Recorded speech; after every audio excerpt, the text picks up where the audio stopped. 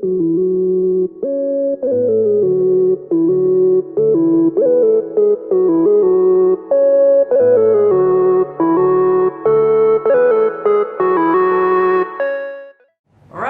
welcome to OARS channel. I'm Millennial and I'm gonna be sharing with you two very special guests, Brookes and Aaron.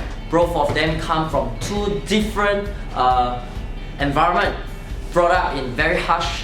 One is from Germany and in Singapore here. Another guy from a mainland. I don't know which mainland, but for you to go and find out. This channel is gonna be done in a very different way. All of us here is trying to impact the community to find now what is that value that each and every one of us should follow. It's for you to find out and do check it out. Yeah.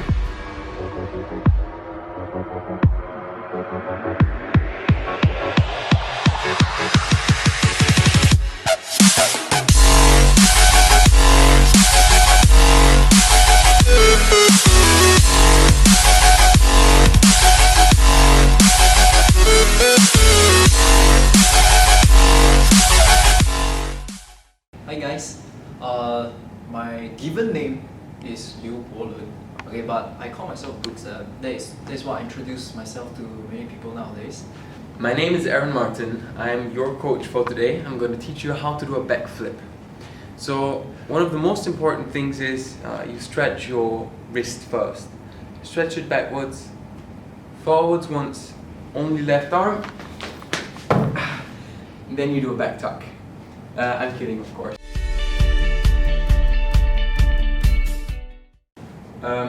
For me, it's been quite easy to pinpoint when for me my life started going in a slightly different direction, because it's directly correlated to parkour.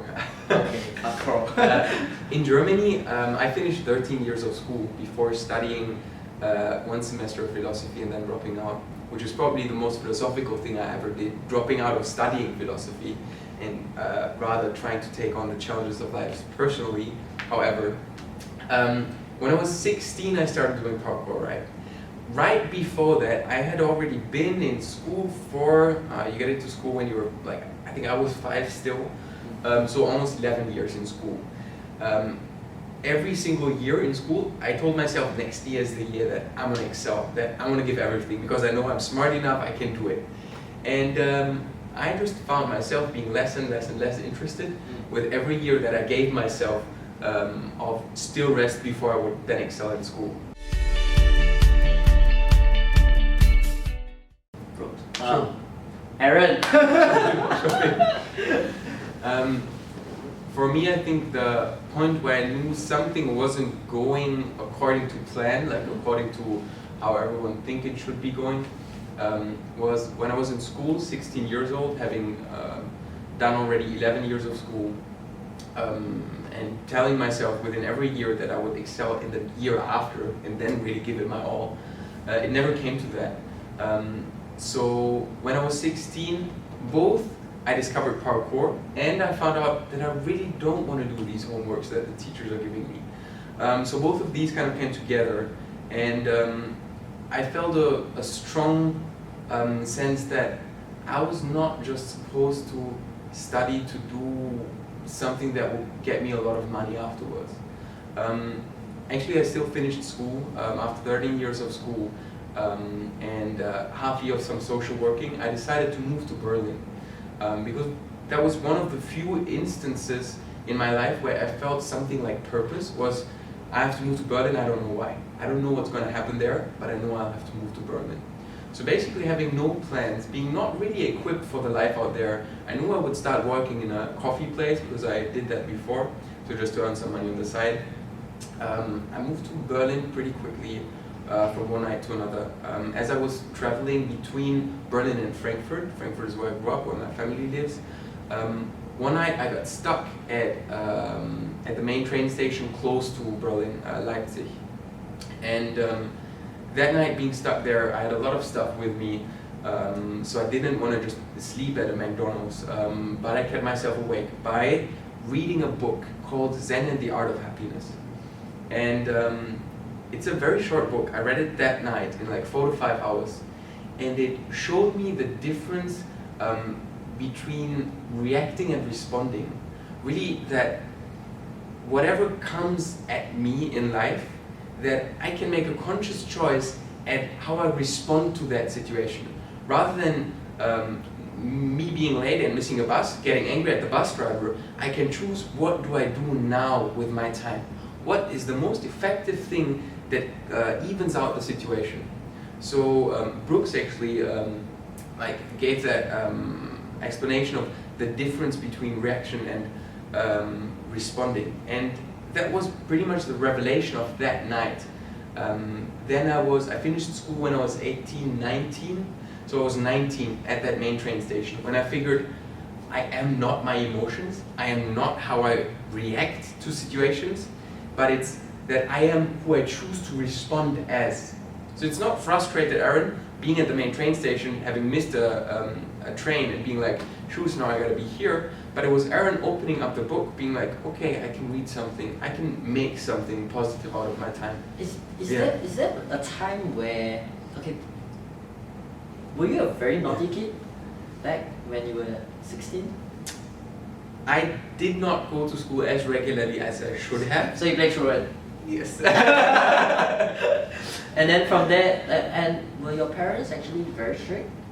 My parents were not very strict. I think there's in German culture, at least from what I experienced, we keep a very friendship-like relation to our parents, which is also, now me being here in Singapore, maybe it's only a result because I'm more friends of my parents, rather than being like a super close relative who, you know, my parents couldn't let me go away. Rather I see, Aaron, you have to do something, whatever it is, if you want to do it, go for it, we support you.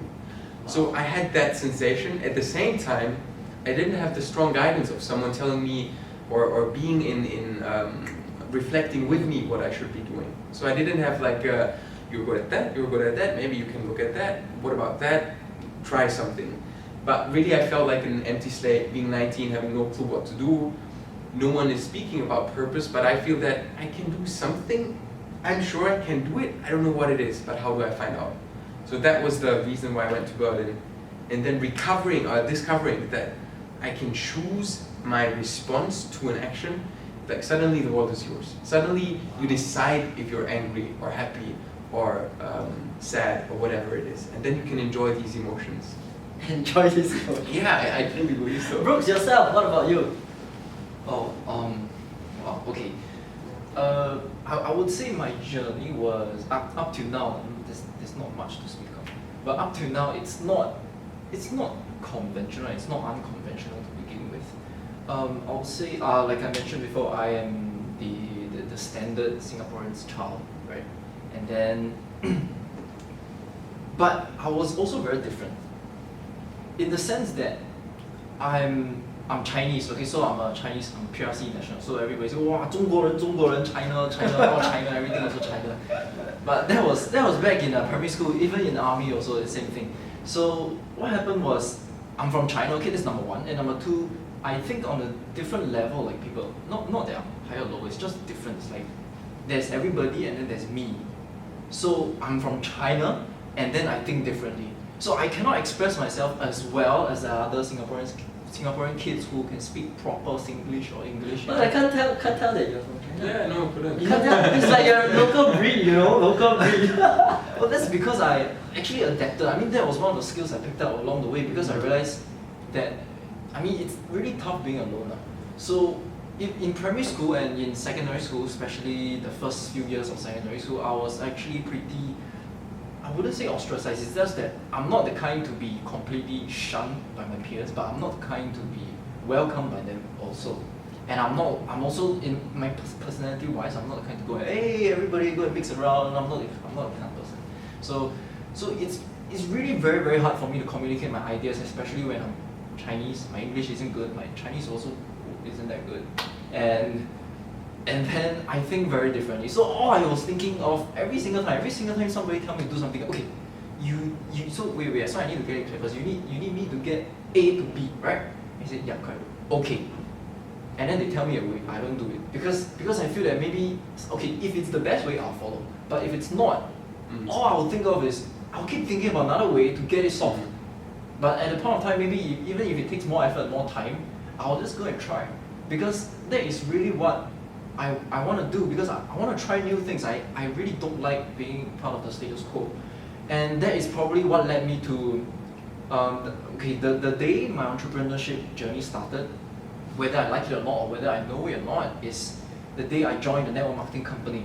So actually a lot of people, they start off this way, like either whether they get scammed into it or they don't get scammed into it, or they join out of their own free will. So I did it because I feel that, I at first I thought, oh okay, there's money, and then okay, it looks fun, so why not do it lah? But I didn't know what came afterwards. So what came was, it was a bunch of different things, sensations, feelings, and all of things I've never felt before. Where in army, in school, I didn't even know that it even existed. Like, it just enlarged my entire world. That, oh my god, that this world is so big and it's so beautiful in this way, and it's so disgusting in a way also. And then that's where I started to know, okay, sometimes you need to find what you really like to do. So I'll continue to explore and explore and explore. But that is what defines me as a person really. Until now, it really is about learning. But I'm also a very stubborn person. So I'll learn only from the people I want to learn from, and not from all sources. But there's this guy who told me that, when you meet somebody, whether is it for sales, whether is it for anything, alright, don't just think about getting him into doing something with you or for you, or going to a certain event with you. It's really about understanding the person, understanding their industry, understanding what makes the person who he or she is. And really it's just to expand your worldview from there, right? And, oh, I didn't even answer the question. The question was that at one point, okay, Very interesting though. The one point was, okay, I didn't experience any lows, like I wasn't betrayed by my friends, or I didn't get into huge debts. But it was more of a, okay, because I really dare to try, like I dare to do a lot of things. If you ask me to jump off a plane, I'll jump off a plane. If you tell me I'll go do bungee jumping, I'll go and do bungee jumping, just because I want to experience. I'm scared, but I'll do it. I'll be scared shitless, but I'm gonna do it. Okay, so what happened was, I tried so many different things, and then, not try so many different things, just I have so many different experiences, and subsequently when it comes to business, you realize that at one point of time you're going to hit a plateau, right? And then I remember this one day, back in 2015, July or June, this one day I was upstairs in my own room, and then my business isn't moving. It hasn't been moving for a few months, even after a training event, a seminar, and then even after motivation, and I really couldn't figure out what was it. And so I sat down and I was like, it's this heartache. If you feel it before you understand what I mean, it's very hard to describe. So I was there sitting alone, feeling very, very painful and down. And then slowly I just started to cry, and then eventually I just broke down. And then I don't know why I felt that way, but I only know that I felt helpless. And when you're helpless, you ask for help, right? That's how my mind rationalized it. And then that is when I just messaged my mentor. I say, hey, I need you to help me. I cannot do this alone. And that was the point where you realize in business, it really isn't about you going out and trying to knock down every single door by yourself. It really is about the community around you, the people who are there to support you. If your family and friends cannot do it, then find a community who can. Because there will be people out there. There are the people who want to change the world. There is the 2%, there is the 20%. Find those 2%, 20% people, mix with them. They will give you the energy, they will give you the drive, and they will give you the ideas and motivation and the partnerships that will get you to where you want to be. If you cannot control your environment, control yourself. And that's where, like what Aaron was talking about. If you cannot control your environment, control yourself. You know when to respond. Do not just react to a certain situation.